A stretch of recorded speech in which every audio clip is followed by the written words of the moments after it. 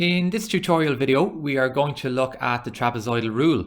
And the trapezoidal rule is used to find the area of irregular shapes. So it's not your standard squares, rectangles, triangles. We're looking at shapes here that don't have a standard fit to a formula like our squares and rectangles and triangles. Now we're going to look at two examples here, the one on the left and the right. The one on the left has that base, it's a straight base, but the one on the right you can see is an irregular shape, which gets a little bit different. So we're going to do both of those out. The formula here in the center is on page 12 of your log table, so we're going to use that formula for helping us to calculate the estimated area of those irregular shapes. So let's have a look at the first one. So using the trapezoidal rule to estimate the area of the region shown below, all measurements are in meters. We have our formula for our trapezoidal rule here, which, as I said, is on page 12 of the log tables. Now we just need to have a look at that formula first of all, just to make sure we're understanding what all these letters mean. The A stands for area, and that squiggly equal stands for the approximate area. So this formula is not getting you an exact area for the shape, it's only getting you an approximate area. So that's the first thing we need to know. The next thing we're going to look at now is the H. What does this H stand for? The H here, don't mix it up. It doesn't stand for the height of the intervals. It stands for the gap between the intervals. So the H is this 12 here. It's the gap between each of the intervals. Now we're assuming that this is the same gap between each interval. It's 12 between them all. So that's what the H is standing for. And you're always dividing it then by 2 in the formula because it's taking the average of the two heights. Next item we're going to look at here is this Y1. The Y1 stands for the first height, or the first height of a bar. And always be careful with this one because this is the one that kind of catches people out. The first height is always found to the extreme left of the shape. So the first height is actually here.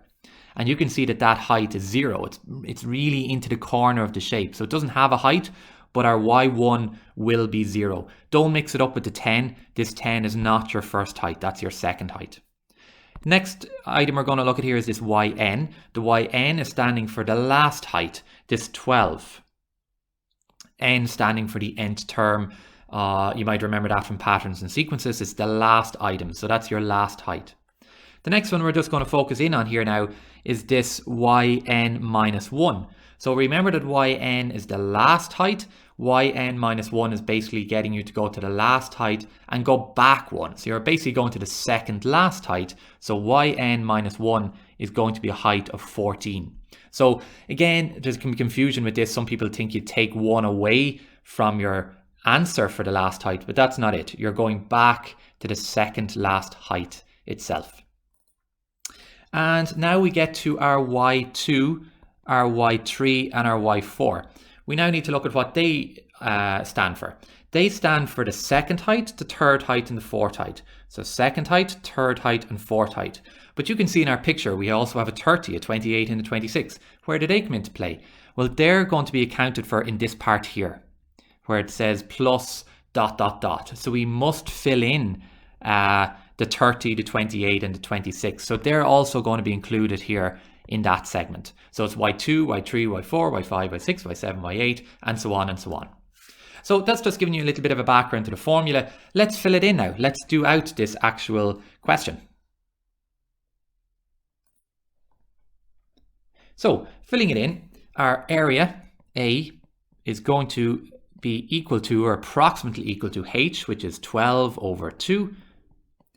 Square brackets Y1, which is my first height, which we said is 0. I'm not going up, that's the extreme left hand corner, plus Yn, which is my last height, which is 12. I'm then going plus 2 multiplied by, now that 2 is in the formula, so it must always be 2. And now I'm adding up all my orange ones, my internal height. So it's 10 plus 21 plus 26 plus 30 plus 28 plus 26, and then Yn minus 1, which is plus 14. And I'm going to close my two sets of brackets. And from here on in, it's basically just mental arithmetic or calculator work. So my area is going to equal 12 divided by 2, which is 6. 0 plus 12 is 12. Now just be careful there that you're not adding the 2. You're only adding the 0 and the 12. That 2 is stuck to the bracket, which means multiply, so multiplication is separate to addition. So it's now going to be 2 multiplied by adding all of those together. I'm getting 155 and closing my brackets.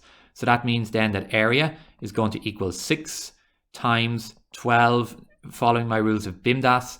Multiplication comes first, so 2 multiplied by 155 is 310. I can now add the 12 and the 310, so that's giving me an area equal to 6 times 12 plus 310 is 322. And when I multiply 6 by 322, I'm getting an approximate area of this irregular shape of 1,932 meters squared. So that's our first example. Let's scroll over now and have a look at our second example and see how it's different. So our second example here once again is asking us to use the trapezoidal rule to estimate the area of the region shown below. All measurements are in meters. So we just need to first of all figure out our h.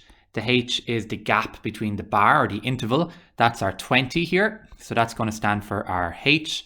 So it's going to be A standing for approximate area is equal to 20 over 2, always divided by 2 because it's getting the average of the two intervals. And then my y1 and my yn are my first and last height. Again, you go to the extreme left-hand corner. So my first height is going to be 0. You can see that there's not a vertical bar going up there. It's a squiggly line coming down to it. So our height there will be 0.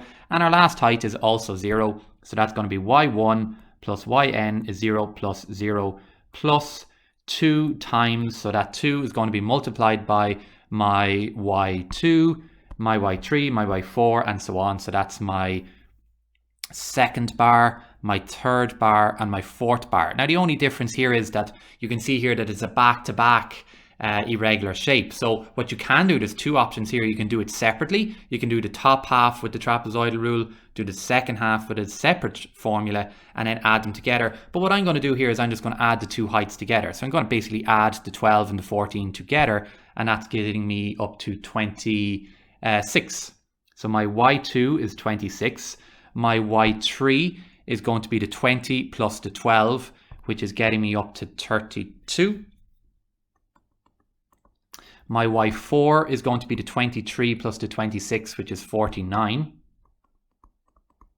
My next height is going to be the 17 plus the 22, which is 39. And finally, my yn minus 1, which is my second last height, which is going to be the 14 and the 18 put together. So I add them and I get 32. So that's my formula filled in. So my approximate area is going to equal to 20 divided by 2, which is 10, times 0 plus 0 is 0, plus 2 times, again, follow your rules of BIMDAS here, don't add the 0 to the 2. And when I add 26, 32, 49, 39, and 32 together, I'm getting 178. My next step now is going to be multiplying that 2 into the 178. And 2 multiplied by 178 is 356. So area is approximately equal to 10 times 0 plus 356. When I add 0 and 356 together, I get 356. And now I'm going to multiply in that 10, and I get 10 multiplied by 356. So the approximate area of this shape is 3,560 meters squared. So there are two examples of using the trapezoidal rule. Hope they helped.